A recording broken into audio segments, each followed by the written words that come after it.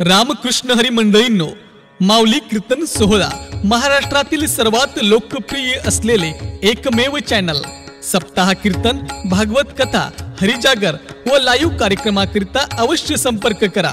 माऊली चोपडे व देवा पाटील. सौंदर्य माधुर्य रससार सिंधू तडिद्वित विनंदित पीतांबरधारी भगवान बालकृष्ण लालकी वाङ्मय प्रतिमूर्ती श्रीमद भागवत महापुराण या भागवतावरती माझा प्रणाम. भगवंताची आल्हादिनी शक्ती श्री राधाराणींच्याही चरणारविंदी माझा प्रणाम. गावातील ग्रामदेवता, इष्टदेवता, देवतांच्याही चरणारविंदी माझा प्रणाम. ज्यांनी या कार्यक्रमाचं आयोजन नियोजन केलं त्यांच्याही चरणारविंदी माझा प्रणाम.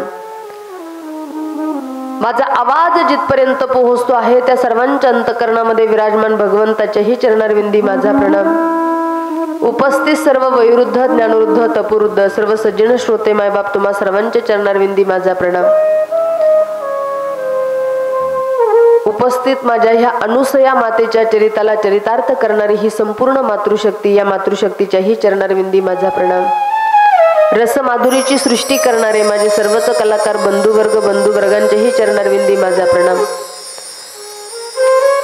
उपस्थित माझे सर्व तरुण बांधव, वडीलधारी मंडळी, तुमच्याही चरणारविंदी माझा प्रणाम. बालगोपाळ, प्यारे प्यारे नन्हे बच्चे, या बालगोपाळांच्याही चरणारविंदी माझा प्रणाम. आणि सर्वांना प्यार भरा जय जय श्री राधे. भगवंताच्या कृपेने, साधू संतांच्या आशीर्वादानं आपल्या या पावन नगरीमध्ये, कोळगाव गावामध्ये संगीतमय श्रीमद भागवत कथा, ज्ञानयज्ञ सोहळा तथा ग्रंथराज ज्ञानेश्वरी पारायण, पण अत्यंत महत्त्वाची जी सेवा आहे, आदरणीय सर्व ग्रामस्थ मंडळींनी माझ्यासारख्या अल्पज्ञानी पामराच्या वाटेला सुपूर्त केली. गेले 2 दिवस झाले आपण अतिशय श्रद्धेनं या ठिकाणी भागवत भगवंताची कथा श्रवण करत आहात. कथा श्रवण करत असताना भागवताचं महात्म्य काय आहे, कोणत्याही गोष्टीप्रती जर आपल्याला प्रीती निर्माण व्हावी असं जर वाटत असेल तर त्याच्याविषयी आपल्याला परिपूर्णतः ज्ञान असणं अत्यंत महत्त्वाचं आहे. एखाद्या गोष्टीच्या प्रेमात आपण पडतो, कधी पडतो, ज्या वेळेला त्या वस्तूविषयी आपल्याला ज्ञान होतं. एखादा व्यक्ती किंवा एखादा मुलगा एखाद्या मुलीच्या प्रेमामध्ये पडतो कारण काहीतरी गुण अवगुण ऐकल्याशिवाय, काहीतरी गुण तिच्या स्वरूपाचं वर्णन ऐकल्याशिवाय डायरेक्टली कुणी त्या ठिकाणी अचानकपणे प्रेम होत नाही. काहीतरी गुण त्यांना कळाले पाहिजे, काहीतरी स्वरूपाचं ज्ञान झालं पाहिजे. तसं या ग्रंथाप्रती प्रीती निर्माण होण्यासाठी तो भगवंत कसा आहे हे आधी आम्हाला समजलं पाहिजे, आणि नंतर निश्चित त्या भगवंतावरती आपलं प्रेम झाल्याशिवाय राहत नाही. जाने बिना न होई प्रीती, बिनु परती होई नाही प्रीती. म्हणून देवावरती प्रेम करण्यासाठी आम्हाला सगळ्यात पहिल्यांदा सत्संग करावा लागेल, ग्रंथांच्या सानिध्यात आम्हाला जावं लागेल, भगवंताच्या कथा आम्हाला श्रवण कराव्या लागेल. निश्चित त्या भगवंतावरती आपलं प्रेम झाल्याशिवाय राहणार नाही. आणि म्हणून कथा श्रवण करत असताना काल थोडासा घाईचा दिवस होता. 10 वाजता कथा आपली सुरुवात झाली, तरी सुद्धा तितक्याच प्रेमानं, तन मन धनानं आपण एकत्र आलात. या भगवत भक्ती उत्सवाचा आनंद आपण या ठिकाणी घेत आहोत. आज तृतीय दिवस आहे. अगदी वेळेमध्ये कथा सुरुवात झाली आणि वस्तुतः 11, 11:15 पर्यंत, जोपर्यंत आपल्याकडं वेळ आहे किंवा तुमच्यावरती जोपर्यंत झोपेचं सावट येत नाही तोपर्यंत आपण निश्चितपणानं कथा करणार. एकदा की तुमचे चेहरे फोडी येली गौरी तैसे दिसे तोंडावर असे दिसायला लागले की मग मी त्यावेळेला नक्कीच कथा संपवण्याचा माझा मानस असणार आहे. परंतु कथा श्रवण करत असताना काल मी तुम्हाला सांगितलं होतं की 6 प्रश्न शौनकादिकांनी सूतजी महाराजांना विचारले होते की भगवंताचे आतापर्यंत किती अवतार झाले, भगवान परमात्मा अवतार धारण करून करतो काय, किंवा शुकजींचं प्रागट्य कसं झालं, ज्या वेळेला भगवान परमात्मा परमधामाला गेले त्यावेळेला हा धर्म कुणाला शरण गेला. अशा अनेक प्रश्न, 6 प्रश्न होते. परंतु हे प्रश्नाचं उत्तर देत असताना त्यांनी सांगितलं मी निश्चितपणानं तुम्हाला प्रश्नाचं उत्तर देणार आहे, पण माझ्या गुरुदेवांना अगोदर मी प्रणाम करतो. आदरणीय श्री शुकजींना सूतजी महाराज प्रणाम करतात. त्यांचं चरित्र त्या ठिकाणी वर्णन करून सांगतात परंतु एक दिवस त्यांचे जे पिताश्री आहे वेदव्यासजी यांनी भागवताची त्या ठिकाणी रचना कशा पद्धतीने केली, त्यांना कशा पद्धतीने हे दिव्यज्ञान त्यांना अनुभवावं वाटलं किंवा दिव्यज्ञान भागवताचं कसं त्यांनी आत्मसात केलं, कशा पद्धतीने त्यांना भागवताची रचना करण्याची जागृती निर्माण झाली, असं ज्या वेळेला प्रश्न केला त्यावेळेला सांगू लागले, हो खरं तर एक वेळेला सरस्वती नदीच्या किनारी वेदव्यासजी बसलेले आहे. लक्ष देऊन ऐका बरं. आणि वेदव्यासजी बसलेले असताना अचानकपणे नारदजींचं आगमन झालं. नारदजी आल्याबरोबर वेदव्यासांना पाहिला, हो 4 वेद 6 शास्त्र 18 पुराणाची निर्मिती तुम्ही केली, पण तुमच्या चेहऱ्यावरती मात्र असमाधान आहे, तुम्ही नाराज आहात, याचं कारण काय? त्यांनी सांगितलं, ही ग्रंथरचना जरी मी केलेली असली पण मला मनातून असं समाधान मात्र प्राप्त होईना. माझ्या या समाधानासाठी मी मार्ग शोधतो आहे पण मला समाधान प्राप्त होईना. पण तुम्ही सगळ्या काही कथा लिहिल्या पण माझ्या भगवंताचे जे चरित्र आहे, भगवंताची कथा जी आहे ती मात्र तुम्ही लिहिली नाही. ज्यावेळेला माझ्या भगवंताच्या स्वरूपाचं भगवंताची कथा तुम्ही लिहाल त्यावेळेला निश्चितपणानं तुम्ही समाधानी आनंदी झाल्याशिवाय राहणार नाही. मग त्यांनी नारदांना विचारलं होतं, तुम्ही समाधानी आहात, आनंदी आहात, तुमच्या आनंदाचं समाधानाचं कारण काय आहे, कृपा करून मला सांगा. नारदजींनी त्यावेळेला वेदव्यासांना जे चरित्र सांगितलं ते आपलं पूर्वजन्मीचं चरित्र सांगितलं. ऐका, नारदजी सांगतात, व्यासजी तुम्हाला आज मी जर समाधानी दिसत असेल, आनंदी दिसत असेल, सदैव माझ्या प्रभूजीचं चिंतन करताना मी दिसत असेल तर त्याचं कारण असं आहे, मी पूर्वजन्मी एक उपबरण नावाचा गंधर्व होतो. परंतु एक वेळेला चुकून सत्य लोकांमध्ये माझ्याकडून नको ते गाणं गायला गेलं होतं आणि त्यावेळेला मला देवतांनी शाप दिला होता की जा तू एक दासीपुत्र होशील. आणि म्हणून मी एका दासीच्या पोटी जन्माला आलो. माझी आई जी दासी होती ना ती सर्वसामान्य दासी नाही, ती संतांची दासी होती. रोज संत सेवा करायची. पण संत सेवा जर आपण मनापासून करत असाल निश्चितपणानं त्या संत सेवेचं फल साक्षात स्वयं भगवान परमात्मा देत असतो. कारण संतांची शक्ती, संतांचं सामर्थ्य साधन आहे. देवते संत निमित्त त्या प्रतिमा. एवढी अधिकार खरं तर एवढा अधिकार माझ्या संत महापुरुषांचा आहे. आणि म्हणून त्यावेळेला माझी जी आई होती ना ती साधारण नाही, ती संतांची दासी होती. रोज संत सेवा करायची पण मला राग यायचा. पण जीवनामध्ये पाप जर असेल तर ते भक्तीकडे आपल्याला येऊ देत नाही, संत सान्निध्यात येऊ देत नाही. आलो तरी मन लागत नाही, ही अनुभूती येत असते. बरं, सुरुवातीला छोटासा रामदास सांगायचा, मी लहान होतो त्यावेळेला माझे वडील गेलेले होते आणि आईवरती जबाबदारी आहे सगळ्या संसाराची. त्यामुळे माझी आई त्या ठिकाणी सांसारिक जबाबदारी सांभाळून माझ्यावरती प्रेम करावं, संतांची मनापासून सेवा करायची. पण मी आईला नेहमी म्हणायचो, का गाई का बरं त्या संताची सेवा करते, काय देतात ते संत तुला? आई म्हणायची, राजा संत जे देतात ना ते या जगामध्ये या विश्वामध्ये कुणी सुद्धा देऊ शकत नाही. कारण देव भेटावा असं जर वाटत असेल आपण डायरेक्टली देवाकडे जाऊ शकत नाही. हरी प्राप्तीचे उपाय धरावे संताचे ते पाय, संता वीण प्राप्ती नाही ऐसे वेद देती ग्वाही. म्हणून आई सांगायची, बाळा रामदास नुसती मी नाही, अरे तू सुद्धा संत सेवा कर. पण रामदास म्हणतो संत सेवेसाठी मन एकाग्रच होईना. खरं तर मी लहान होतो, वडील गेलेले होते आणि त्यामुळं काही जबाबदारी लवकर मला सांभाळाव्या लागल्या. मला सगळे गावातले लोक रामाचा दास म्हणून रामदास म्हणायचे. एक दिवस मी गौमाता चारत चारत चारत वनामध्ये गेलो आणि दुपारच्या वेळेला मला फार भूक लागली.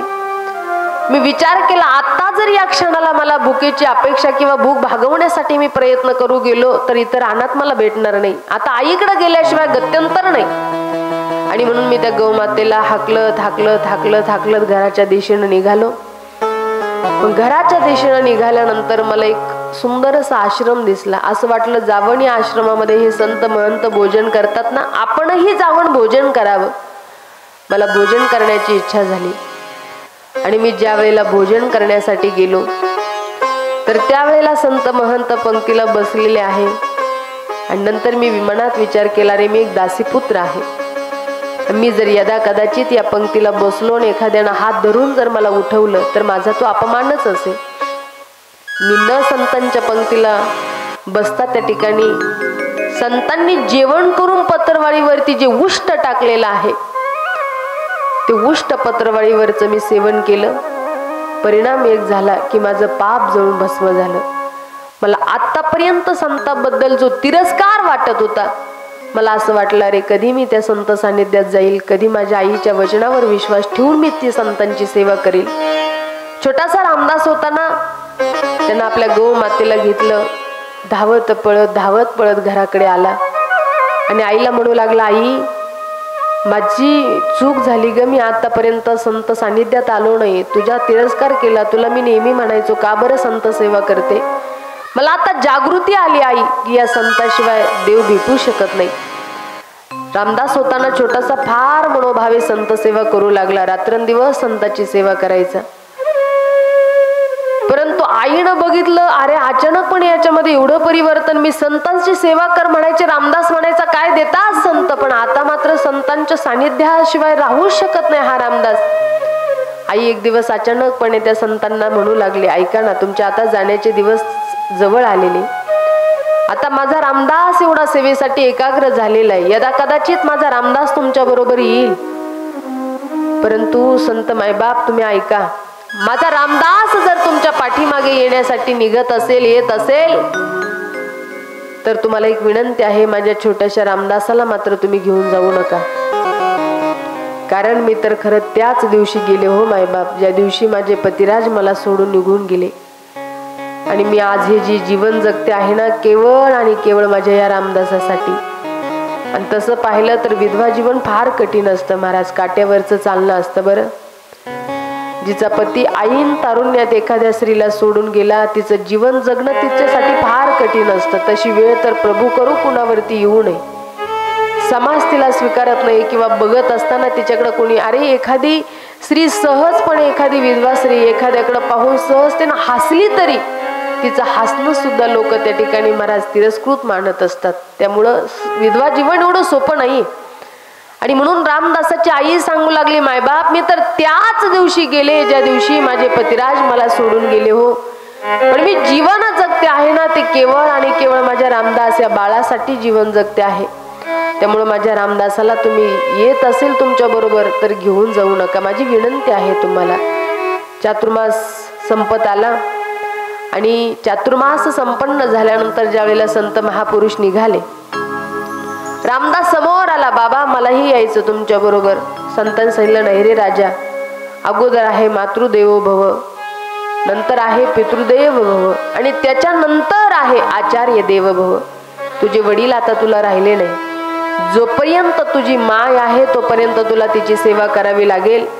आणि तुझ्या आईचं एकदा बरं वाईट झालं की मग आम्ही तुला घेऊन जायला तयारच आहोत. संत मायबाप जात असताना रामदास म्हणतो, मी व्याकुळ होऊन रडत होतो, मला संतांच्या पासून दूर होण्याची इच्छा नव्हती. असं वाटायचं संत जर निघून गेले तर या रामदासाचा उद्धार होईल कसा. त्यावेळेला मी संतांना सांगितलं, बाबा माझा उद्धार व्हावा अशी माझी इच्छा आहे, आणि तुम्ही तर आता मला सोडून जात आहात, मी कसं त्या ठिकाणी उद्धरून जाणार आहे. संतांनी त्यावेळेला मंत्र दिला की नमो भगवते तुभ्यं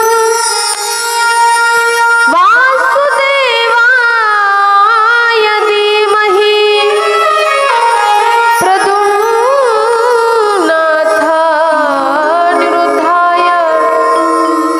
नमः संकर्षणाय च. मला संतांकडून मंत्र मिळाला, ओम नमो भगवते वासुदेवाय. मी रात्रंदिवस मंत्राचा जप करू लागलो. पण रामदास सांगू लागला, एक दिवस असं झालं ना, अचानकपणे माझ्या मनात एक विचार आला, अरे देवा माझी आई जिवंत आहे ना, त्यामुळं मला संताबरोबर जाता आलं नाही. माझ्या आईचं जर काही बरं वाईट झालं असतं ना, मी नक्की संताबरोबर गेलो असतो. असा एक दिवस असा मनात विचारच आला. आणि त्याच दुसऱ्या दिवशी माझी आई एकदा निर्गताम गेह दुय्यंती निशिगाम पथी, गौमातेची धार काढण्यासाठी ज्या वेळेला गेली त्यावेळेला एका सर्पावरती तिचा पाय पडला आणि माझी आई गतप्राण झाली. मी छोट्या छोट्या लेकराबरोबर खेळत होतो आणि कुणीतरी मला लेकरांनी येऊन सांगितलं, रे रामदास रामदास रामदास तुझी आई गेली. छोटासा रामदास म्हटला, आई गेली हे शब्द ज्या वेळेला मी ऐकले ना, अत्यंत मी व्याकुळ झालो.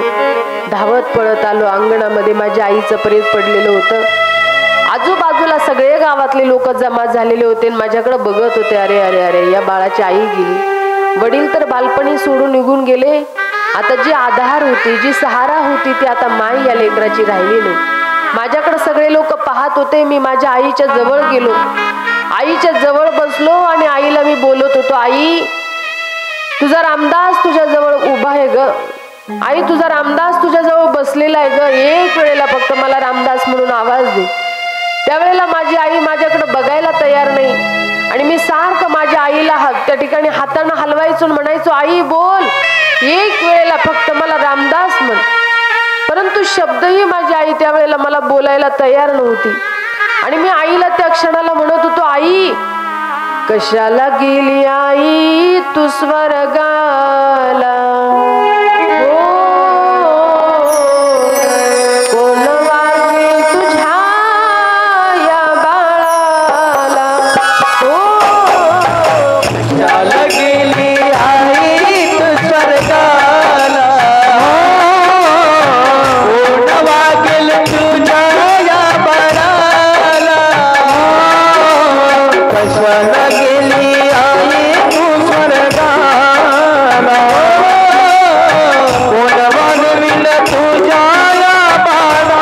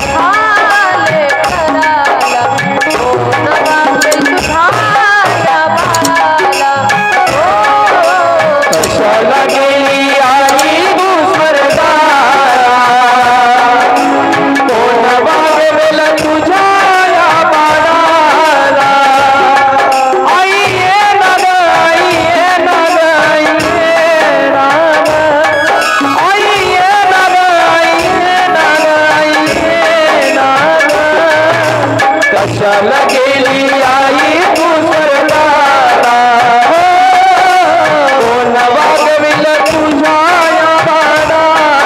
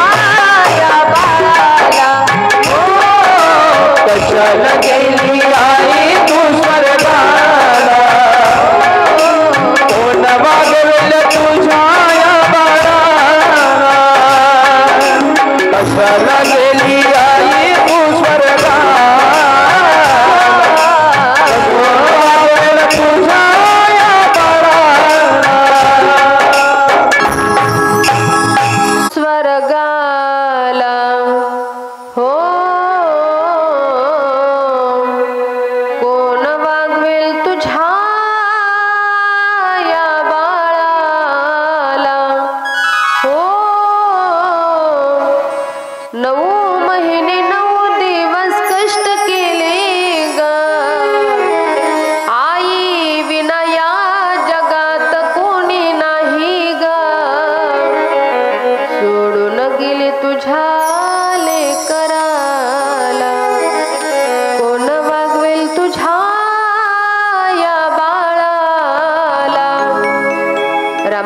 अतिशय व्याकुळ होऊन रडू लागला. आई सोडून गेली, आई गेलेले करार, आई आई आई हाका मारू मी कुणाला. सोडून गेली, आई गेलेले कराला, आई आई आई हाका मारू मी कुणाला. आई आमच्यासाठी कष्ट केले तर फार, सोडून गेली, आई गेली परिवार, सोडून गेली, आई गेलेले कराला, आई आई आई हाका मारू मी कुणाला. रामदास अत्यंत व्याकुळ होऊन रडू लागला. आई एक वेळेला फक्त या रामदासाला रामदास म्हण. आई तुझा रामदास बोलतो ग तुझ्याशी, एक वेळेला मला रामदास म्हण. आईला त्या ठिकाणी अंगावरती पडून रामदास जोर जोरानं ओरडू लागला. आई तुझा रामदास तुझ्या समोर उभा आहे ग, आई तुझा रामदास तुझ्याशी बोलतो ग. आजपर्यंत असं कधी झालं नाही रामदासाने एवढं आर्ततेनं बोलावं आणि तू माझ्याशी बोलू नये, पण आज आई तू माझ्याशी का बोलत नाही. ज्यावेळेला हे दृश्य गावातल्या लोकांनी पाहिलं, रामदासाला बाजूला केलं. हे बाळ रामदास, ज्या आईला तू बोल बोल म्हणतो ना, ती आई आजच नाही या विश्वात आता तुला कधीच बोलू शकणार नाही, कारण आई आता आपल्यामध्ये राहिली नाही. रामदास सांगतो, गावातल्या लोकांनी मला सावरलं, डोक्यावरनं मायेचा हात फिरवला, मला समजूत घातली. त्यावेळेला माझ्या आईला सगळ्या गावातल्या लोकांनी सगळ्यांनी आल्यानंतर सगळं काही विधिवत काय असेल ते केलं आणि आम्ही सगळे जण स्मशानभूमीमध्ये आईला उचलून घेऊन गेलो. गेल्यानंतर आईला त्या ठिकाणी सरणावरती ठेवलेलं आहे, तिला अग्निस्पर्श त्या ठिकाणी केलेला आहे.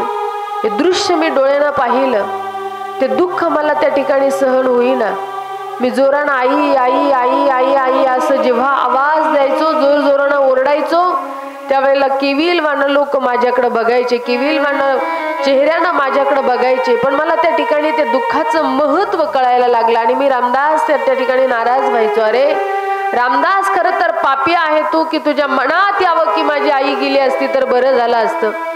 आता या विश्वामध्ये दुःखाचा प्रसंग आला तर मला समजून घेणारी आणि प्रेमानं मायेचा हात फिरवणारी या विश्वामध्ये माझी माऊली मात्र आता या विश्वामध्ये राहिली नाही. रामदास म्हणतो, आम्ही घरी आलो, ज्या वेळेला माझं दुःख नवीन होतं ना, लोकांना माझ्याविषयी कळवळा निर्माण व्हावा, लोकांनी मला बोलावं, कोणी त्या ठिकाणी खाण्यासाठी द्यावं, कोणी जीव लावावा, कोणी प्रेमानं माझ्याशी बोलावं.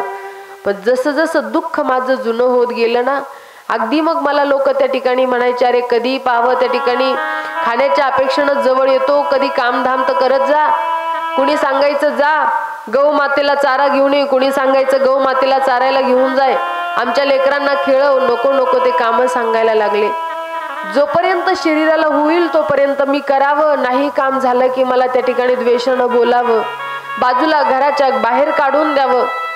ज्या वेळेला हे दुःख मला सहन करण्याची वेळ आली ना, त्या क्षणाला माझ्या आईची मला आठवण येऊ लागली ना. असंच ज्या वेळेला सुखाचे प्रसंग जीवनात असतात ना, त्यावेळेला आपल्याला आपल्या मायबापाचं महत्व कळत नाही, पण एकदा की आपल्या जीवनामध्ये दुःख आलं असं वाटलं ना, या विश्वामध्ये आपल्या आई वडिलाशिवाय कोणी नाही. आणि खरं तर हे सत्य आहे बरं.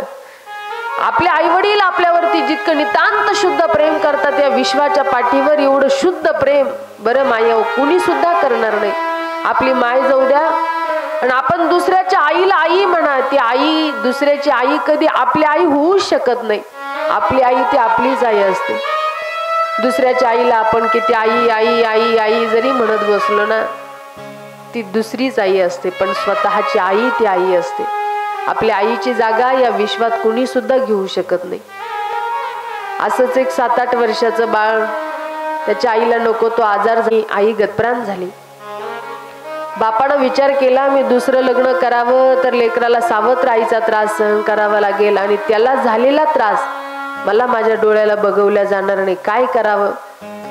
बापानं बरेच दिवस विचार केले, 2-3 वर्ष उलटले. पण जशी जशी चटके लागायला लागले ना तसं कळालं नाही आता मी जरी नाही म्हणत असलो पण लग्न केल्याशिवाय मला पर्याय नाही. एक दिवस त्या ठिकाणी बाळाला जवळ घेतलं आणि त्या बापानं 10-12 वर्षाच्या लेकराला समजून सांगितलं, बाळा दुसरं लग्न करण्याची माझी इच्छा नव्हती रे आणि नाही सुद्धा. खरं तर तुझ्याकडे बघून मला असं वाटतं की मी दुसरं लग्न करू नये, कारण तुला दिलेला त्रास, सावत्र आईचा तुला त्या ठिकाणी जर काही त्रास झाला तर ती दुःख मला सुद्धा सहन होणार नाही. पण आता आयुष्याच्या या टप्प्यावरती नाविलाज आहे की मला आता विवाह करावा लागतो आहे. बाळानं सांगितलं, बाबा तुमची इच्छा, तुम्ही विवाह करू शकता बाबा, नक्की मला माझी दुसरी आई सुद्धा प्रेम माया जीव लावल्याशिवाय राहणार नाही. त्या बापानं आयुष्याच्या मेन टप्प्यावरती निर्णय घेतला आणि दुसरं लग्न करण्याचं ठरवलं. पण ज्याही वेळेला मुलीला बघायला जावं ना त्यावेळेला त्या बापानं एकच प्रश्न करावा गेल्यानंतर त्या मुलीला, बाई माझं पहिलं बाळ आहे, मला दुर्दैव माझं की माझी पत्नी मला सोडून निघून गेली, त्यामुळं आम्हा दोघाला त्या ठिकाणी एक जीवन जगावं लागतं आहे, बिना स्त्रीचं जीवन मला व्यतीत करावं लागतं आहे आणि बाळाला आई नसल्याचं जीवन त्या ठिकाणी व्यतीत करावं लागतं आहे. पण जर मी यदाकदाचित तुझ्या बरोबर विवाह केला तर माझ्या लेकराला मात्र स्वतःच्या आईप्रमाणे तुला सांभाळावं लागेल. तिनं सुरुवातीला हो हो म्हणत गेली आणि लग्न त्या ठिकाणी पार पडलं. 5-6 महिने त्या बापानं निदर्शन करावं की अरे कधीही बघावं तर आई त्या लेकराला प्रेम देताना त्यांना अनुभवावी. आणि मग त्याला एक विश्वास होऊन गेला की नाही माझी बायको दुसरी जरी असली तरी स्वतःच्या पोटच्या लेकरासारखं माझ्या लेकराला, याच्यापेक्षा मला तरी दुसरं काय हवंय. त्याला आनंद वाटावा त्या लेकराकडे बघितल्यानंतर, त्या माऊलीकडं त्या पत्नीकडे बघितल्यानंतर. दिवसामागे दिवस निघून गेले. बापाने एक दिवस विचार केला, अरे मी जरी हे सगळं डोळ्यानं दृश्य पाहतो आहे पण ज्याच्या प्रती खरं तर हे सगळं काही घडतं आहे, ज्याला हे प्रेमानं सांभाळल्या जात आहे, आपण त्याच्याही मनाची एक विचारपूस केली पाहिजे. आणि म्हणून बापानं त्या लेकराला सोबत घेतलं आणि असं चालत चालत काही अंतरावरती गेले आणि बापानं त्या लेकराला एक प्रश्न केला, राजा बाळा ऐकणारे मला दुसरं लग्न करण्याची इच्छा नव्हती बरं, परंतु आता नाविलाज होता, मला आयुष्याच्या मेन टप्प्यावरती काही निर्णय घ्यावा लागला. पण तुझी जी आई मी बघितली ना ती फार सुंदर आहे. तिला एक वचन मी मागितलं होतं की माझ्या लेकराच्या शेवट जोपर्यंत माझं बाळ समजदार होत नाही तोपर्यंत तुझ्याकडून कधीही माझं बाळ दुखवल्या जाणार नाही याची काळजी तुला घ्यावी लागेल. त्यावेळेला तिनं सुद्धा मला विश्वास दाखवला आणि मला शब्द दिलेला आहे तिनं की मी तुमच्या बाळाला कधी सुद्धा त्या ठिकाणी मनातून दुःख देणार नाही. मग आता त्या ठिकाणी मी तर बघतो आहे डोळ्यानं की खूप माझी असणारी धर्मपत्नी तुझी आई तुला जीव लावते आहे. पण बाळा आज मी एक प्रश्न करतो तुला, खरं सांग बरं, तुझी आई तुला मनातून प्रेम देते का, मनातून माया करते का, मनातून जीव लावते का? हा प्रश्न ज्या वेळेला त्या लेकराला विचारला ना त्याने सांगितलं, हो बाबा. मग सांगशील का मला तुझ्या पहिल्या आईमध्ये आणि आत्ताच्या आईमध्ये काय फरक येतो? म्हणलं हो बाबा. म्हणले बाबा माझी पहिली जी आई होती ना ती फार खोटारडी होती हो, पण आत्ताची जी आई आहे ना ती माझी फार खरी आई आहे. बाप म्हणला असं कसं रे? हो बाबा. अरे बाळा तू चुकीचं बोलतोयस राजा. नाही बाबा मी खरंच सांगतोय, माझी पहिली जी आई होती ती खोटारडीच होती बघा, पण आत्ताची आई आहे ना ती मात्र खरी आई आहे. असं कसं? बाबा पहिली जी आई होती ना ती खोटारडी अशी होती, मी जर कधी धिंगाणा मस्ती केली ना आई मला नेहमी म्हणायचे, बघ फार धिंगाणा मस्ती केली ना तर मी तुला जेवायलाच देणार नाही. आणि संध्याकाळ झाली की मला घेऊन यायची आणि स्वतःच्या हातानं जीव घालायची. ती खोटारडीच होती बघा बाबा. पण आत्ताची आई आहे ना ती मात्र खरी आई आहे. आत्ताची आई मला नेहमी म्हणत असते, तू फार धिंगाणा मस्ती केली ना मी तुला जेवायलाच देणार नाही. बाबा आज खरंच 2 दिवस झाले आईनं मला जेवायलाच दिलं नाही. म्हणजे खरं तर आम्ही म्हणत असतो दुसरी आई आमची आई होऊ शकते, नाही आमची तर आम्ही कुणाला तरी आई म्हणल्यानं आई होऊ शकते, पण असं नसतं बरं. दुसऱ्याच्या आईला तुम्ही कितीही आई म्हणा, दुसऱ्याची माय कधी आपली माय होऊ शकत नाही. म्हणून जोपर्यंत आपले मायबाप जिवंत आहे तोपर्यंत मनातून प्रेम करा, मनातून त्यांना त्या ठिकाणी मारा, सांभाळा, माया करा, त्यांच्यावरती प्रेम करा. एकदा की निघून गेले ना की ते दूर दूर जरी पाहत बसलं, पुन्हा जसं डोंगराआड गेलेला सूर्य आम्हाला आज ना उद्या दिसणार आहे, पण या मातीआड गेलेले मायबाप या डोळ्याला पुन्हा कधी सुद्धा दिसणार नाही. म्हणून जोपर्यंत आपले आईबाप जिवंत आहे तोपर्यंत मनातून माता पित्याची सेवा करा. पण आजची जर एखादी शोकांतिका आपण पाहू गेलो तर आज 2 मायबाप 4-4 लेकरं सांभाळू शकतात, पण आज 4 लेकरं 2 मायबाप सांभाळू शकत नाही, याची शोकांतिका आहे. अरे दारामधल्या कुत्र्याला आम्हाला खाऊ घालायला वेळ आहे, पण आज आमचे मायबाप त्यांच्याशी बोलायला आमच्याकडे वेळ नाही. हे आमचं आज खरं तर दुर्दैव आहे. आणि म्हणून गेल्यानंतर रडू नका, फार दुःख करू नका. गेल्यानंतर रडण्याचा सुद्धा अधिकार त्यांनाच आहे की ज्यांनी जिवंतपणे माता पित्याची सेवा केली, ज्यांनी मायबापाची सेवा केली नाही त्यांनी मेल्यानंतर रडायचं सुद्धा नाही. नको देखावा दाऊ जगाला, मोडला नाही कधी रुपया दुधाला. आणि म्हणून एका गीतकारानं फार सुंदर गीत लिहिलं. बरं, एवढं गीत माझं घेऊन जा आणि काहीतरी आदर्शवत त्या ठिकाणी जीवन जगण्याचं. आई वडिलांचं आपल्यासाठी किती मोठं समर्पण आहे. आणि म्हणून ते एकदा गेले ना या विश्वामध्ये, त्यांचं माया, त्यांचं प्रेम आपल्याला काही सुद्धा मिळणार नाही. आणि म्हणून गीतकारांनी फार सुंदर भाव प्रगट केलेला आहे की आईची माया नाही तुला, आईची माया जगी मिळणार नाही तुला. कशाला दुःखवितो रे आईच्या